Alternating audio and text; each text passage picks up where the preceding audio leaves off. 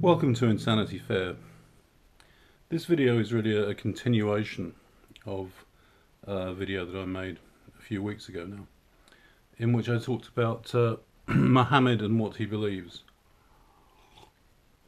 Mohammed in question being a young French Moroccan man who I got to know, who surprised me by revealing that his core beliefs about Islam, which he said was very important to him, were all to do with jinns.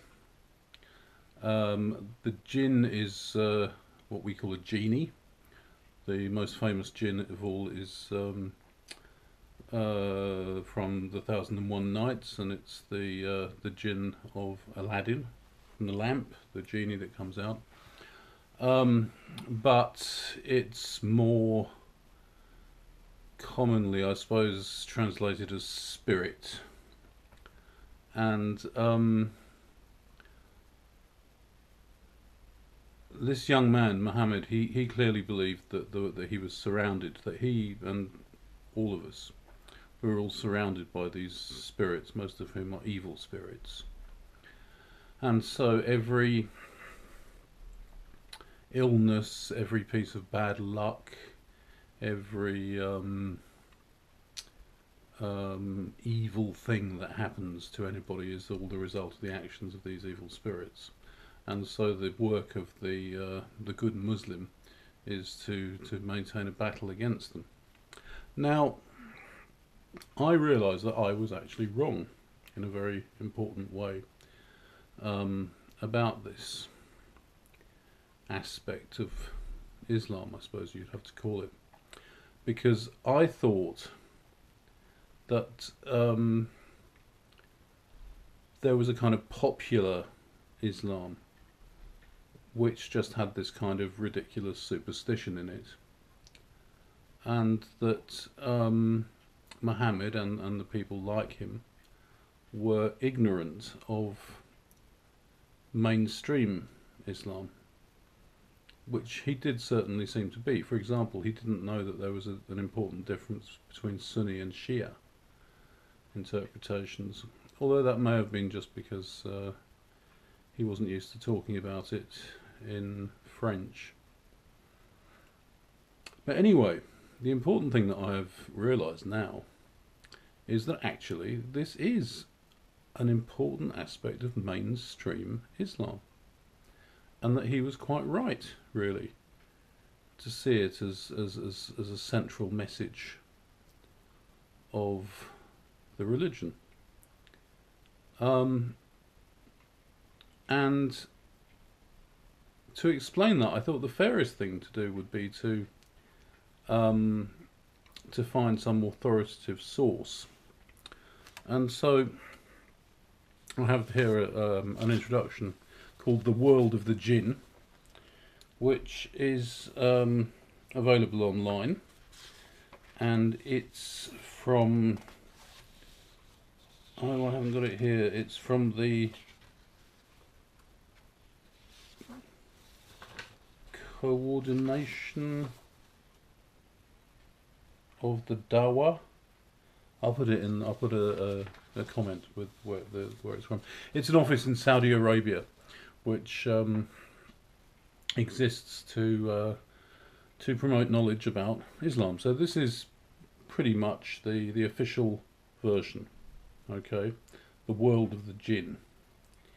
A brief introduction about the existence and abilities of jinn. And it says the jinn are beings created with free will, living on earth in a world parallel to mankind. The Arabic word jinn is from the word jana, the verb, jana, which means to hide or conceal. So these are concealed beings that live all around us. A little bit, I think, probably like Irish leprechauns or fairies in European tradition, maybe. But it's much more highly developed than that, because there's centuries of scholarly effort by those men with beards that we all see. Um, because the reason that this is an essential part of Islam is that it is in the Quran. Um, when God, Allah, created the world, He created, as well as creating human beings, He created angels out of light, and He created the jinn out of smokeless fire.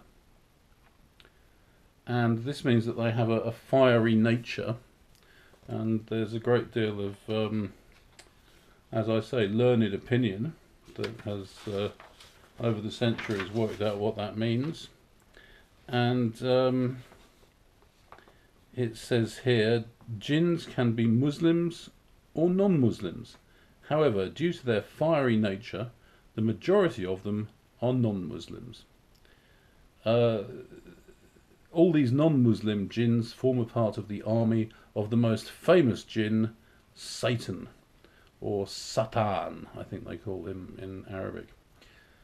And the reason, consequently, these disbelieving jinns are also called devils, right? And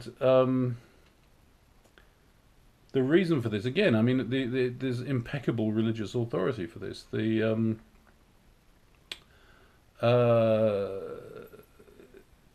Bedouin, the desert Arabs in the Arabian Peninsula, believed, and I'm sure still believe, that the empty desert is full of these spirits. So when they see, dust devils and things like that, those are jinns moving about. And once when Muhammad, peace be upon him, was preaching, apparently a group of the jinns who were surrounding heard it, and because it was the voice of God, were instantly converted to Islam. And so there are many of these Muslim jinns. However, the Muslim jinns are particularly dangerous to Muslim girls, because the pure Muslim girl, being such a beautiful object, they are liable to fall in love with the Muslim girl if she goes out without the hijab. There's one girl on the internet weeping, I mean, I would guess a British Pakistani girl, wearing the hijab, but saying that she had posted some pictures of herself without the hijab on Facebook, and that a Facebook jinn had managed to possess her, because that's the great danger of becoming possessed. Because you see, as it says here, the jinn are very similar to us. They eat and drink, they marry, have children, and they die. So what can happen is that the jinn can fall in love with you, and then can force you to have little baby jinns with it. I think without you really knowing about it. I'm a bit hazy about the actual mechanism of that. And then you will just be condemned to spending your whole life walking around with this little army of baby jinns that you've produced, and you'll be in the power of this jinn, which will control all of your destiny. And only through Islam can we understand such a phenomenon. Well, actually it says a phenomena, but also pass over those. But we know as Muslims that jinns possess people for many reasons. Sometimes it is because the jinn or its family has been hurt accidentally. Yeah, as I say, there's all this detailed stuff about specific ways that you can deal with the jinn. But one reason that they go into such detail about this is that they see this as a great explanation for many mysteries in the world, very, very many mysterious things. And so we have a section here, occult activities of the jinn, about their powers of flying, invisibility, witchcraft, mediums. And one example I think is funny is, here we are. Now remember, this is the official line, direct from Saudi Arabia. Making the Statue of Liberty disappear, flying across the Grand Canyon, and retrieving a ship from the Bermuda Triangle have all been done by the Jewish magician David Copperfield. There is no way that a man could do such things without the assistance of the jinn. It would not be surprising, therefore, if David Copperfield had sold his soul to Satan himself. Now, there are actually other explanations for these feats, and anybody who's curious enough can find out how David Copperfield has done these things, and there are more prosaic explanations, but clearly not as far as Saudi Arabia is concerned, or at least its clergy, who see the hand of Satan in it. A bit closer to home for the Ummah is the whole question of fortune telling, because seeing as this is sanctioned, all this parallel world of the jinns is sanctioned. This means that also there's a kind of sanction to black magic and fortune telling, and the system is explained here, how fortune telling works, and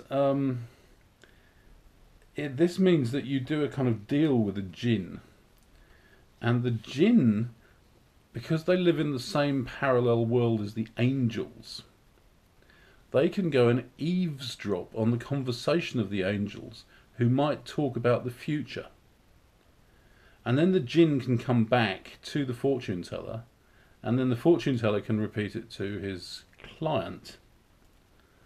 And so this is why, before the time of the Prophet, many fortune tellers were very accurate in their predictions, you see. However, upon the Prophet's arrival, the heavens were guarded intensely by the angels, and any jinn who tried to listen was attacked by meteors, shooting stars. And so, for example, they say that Morocco, for some reason, they picked out Morocco as a place where, yes, of course, my Mohammed, he was Moroccan, that they had a great, there is a thriving trade in fortune telling. And so they say you just have to go out and look at the sky, and you will see all the shooting stars in the sky. And this is because there is this constant fight with heaven, fighting off all of the jinn who are trying to get in to hear the secrets about the future to be sold, I suppose, to the clients of the fortune tellers. There's more stuff. Oh yes, visions. Now this is another very good thing. Visions. One of the biggest manipulations of the jinn is through visions. Through these visions, the jinns are more likely to lead people away from the worship of God than any other way. Okay, so this explains the countless numbers of visions of Jesus Christ and the Virgin Mary over the centuries. This has been a popular choice for the devils. It almost seems as if leading Christians astray is the most easiest trick for the jinns. So, also visions, visions of ghosts, but then the onslaught of satanic visions, as it says, has also hit the Muslims. And so there are all of these things. This is basically ensuring the power of the clergy, because they're saying that anybody who has unauthorized visions, they need to come and get the advice from the experts, like the people who've written this, to put them on the straight and narrow, to make sure they're not being misled. As Mohammed himself was said to have been in the famous Satanic Verses episode. There's a bizarre thing about about how many visions people have of Diana, Princess of Wales, which I don't know. Maybe Diana, Princess of Wales, was a very popular figure among Saudi women. I wouldn't be surprised, and I wouldn't be surprised if a lot of the clients of the fortune tellers, and indeed a lot of the people who are afflicted with jinn problems, are women. Although that is speculation, and my own direct experience, it wasn't. It was Muhammad who talked to his friends, who are other young men, and they were all dead serious about this. Protection. Basically, the only long-term protection is constant prayer, constantly invoking the name of God, and obeying all of these very restrictive rules. For example, the example I've already given is for the women to wear the hijab, also to invoke the name of God at all times. Some examples that they give before getting undressed, because this is for men and women, because otherwise the jinn will be attracted to your genitalia, if you have any left, of course, because lots of Egyptian and sort of Somali women, for example, have had theirs removed. And before you use the lavatory, you must always invoke the name of God, and so on. I mean, it would be no, not exactly tiresome. It would be wrong of me to go into too much detail about it, because as I've discovered, there is just a vast literature, in fact, and whole systems of thought about this.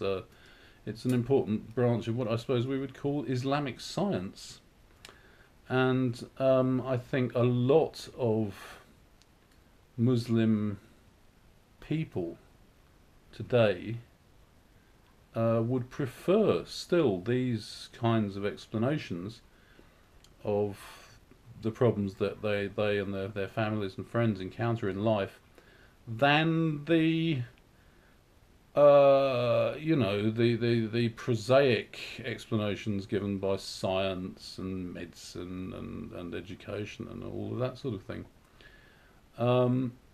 And it's quite clear that this is being encouraged on a massive scale and on a daily basis by the religious authorities. And I think that this is really something that needs to be more widely known in the infidel world, because it's just not discussed. It's not discussed in serious textbooks about Islam. I mean, not the ones that I've read. Histories, they don't talk about this, but it's as far as the ordinary people are concerned, it's clearly one of the most important aspects of Islam. Thank you.